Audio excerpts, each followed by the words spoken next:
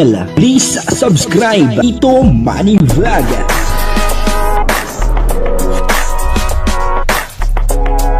Payagan po si Tito Manny Vlog na mag-reactor para pambiling gamot sa kanya pong karamdaman. Wala masyadong records ng ng away. Kalingap Mikoy, lilipat na po ba?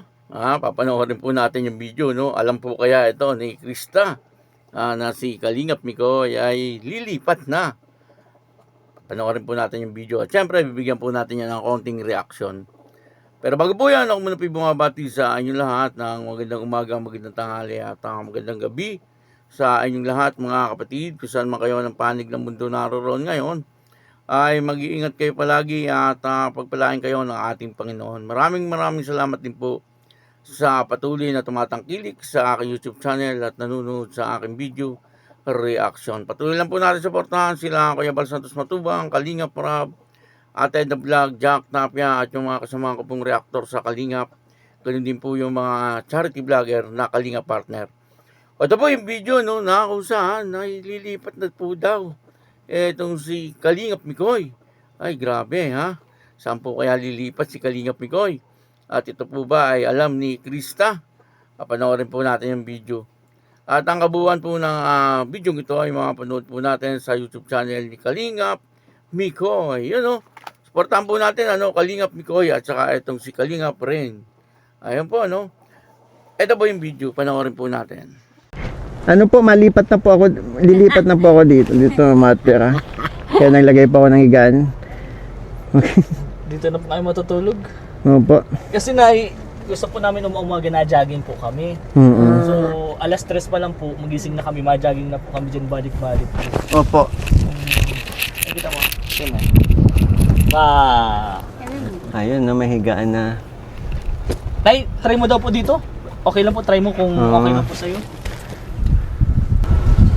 Okay lang try mo po kung okay po yung higaan. Hindi tayo aware sa bed frame ni Nanay Fausta. Yeah.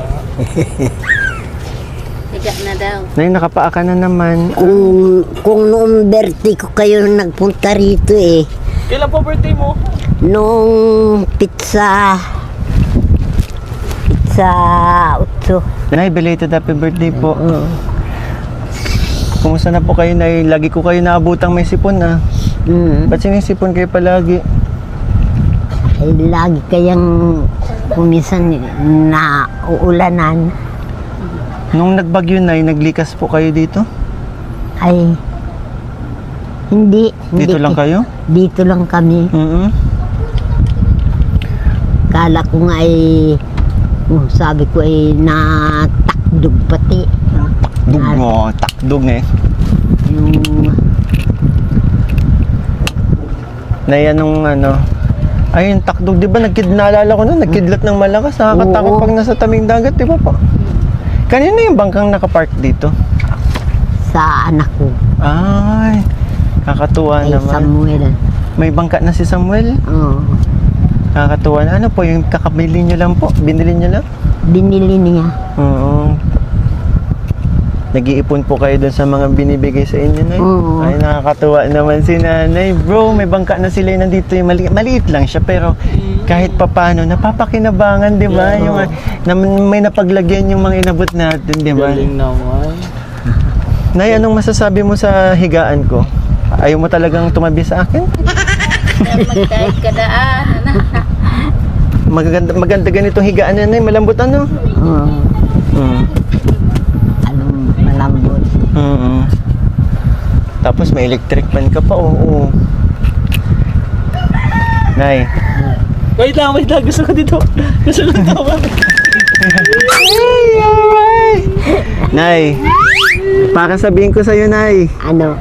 Hindi naman talaga ako lilipat dito. Oh. Bakit? Bigay ko to sa'yo! Sa'yo. Sa'yo din, Nay. Oo, may bago ka ng higaan na, Nay. Baka Bro, dito ka. Ha? Dito ka lang. Sige. Yan. Kaya kasi mainit dyan di ba? Anong masasabi mo, Nanay? Maraming salamat. Ano po, Nay, kasi may ito ay din po, galing sa akin channel at syempre may tumulong din po sa akin para mabilhan kayo ng ganitong uri ng pompo na hindi katulad nung binili ko sa inyo dati na ngayon parang yung- sapin na lang, parang tela na lang, ang bilis lang. Ito na Uratex na. Texto. Tapos makapal, kahit mag-ilang taon po yan, hindi yan basta-basta, kukupos ba? Pupus o hindi Oo. mapupus. Ano na yung masasabi mo? May bago kang higaan na ganito. Oo. Maraming salamat. Ay, welcome po, Nay. Wow, kumakanta din po kayo, Nay? Oo. Sige, oo daw ha. Sige, sampulan mo ako, Nanay. Kumakanta pala si Nanay. Dali. Anong mga kantang pwede pong makarinig sa kahit isa lang po. Sampulan nyo kami. Sige, Nay. Kung minsan ang takbo ng buhay ko, Ang ganda ng boses ni Nanay. Sige po. pagdurusan nitong walang hanggan, huwag kang manimdim, ang buhay ay gulong ng palad, gulong ng palad. Ang may kapal marunong tumingin sa taong naghirap at nasawi. Bawat sandali ay mayroon isang umaga,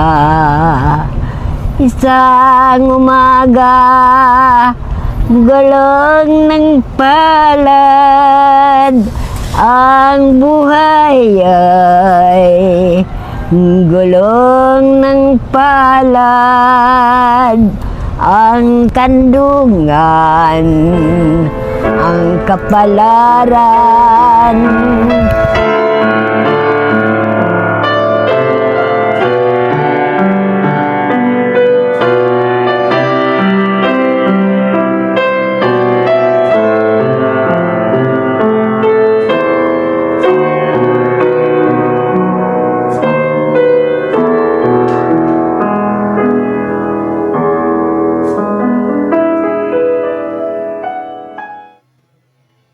Kung minsan nasa ilalim, Galing ni Nanay. Nay. gulong ng palad, gulong ng palad. Yun po, no? Prank lang po yun. Kasi nang prank din po si Kalingap Mikoy kay Nanay, Sabi niya, ililipat na po siya doon sa bahay ni Nanay, At may dala po siyang Uratex, sana all, Uratex. Talagang napakakapal ng kutsyon para po kay Nanay, Okay naman po yung ganun, para sa matatanda. Kasi siyempre, ang buto po ng matatanda, lalo na po sa likod, medyo malutong-lutong na rin. Kaya ang kailangan po talaga ay yung malambot na higaan. Kasi siyempre kapag po matanda na, ay siyempre lagi pong nakahiga at madaling mapagod. Mas maganda yung si Nanay ay hihiga po siya ay doon sa talagang malambot. At natutuwa po tayo, kay Kalingap Mikoy na talagang ang dinadala po niya ay yung mga talagang kailangan ni Nanay. At tuwan-tuwa naman po siyempre si Nanay, At napakaganda po nung kanta ni Nanay, Gulong ng Palad. Minsan ay nasa ibabaw, minsan ay nasa ilalim. Totoo naman yun, Pag minsan ang buhay ng tao ay talagang marangya. Pero pagka ito'y napabayaan mo, ay bigla kang pupunta sa ilalim, maghihirap. Kaya napakaganda nung kanta ni Nanay, nakakatindig ng balahibo. Yung kanta ni Nanay, At nakakatuwa po, na napupuntahan po siya lagi ni Kalingap Mikoy.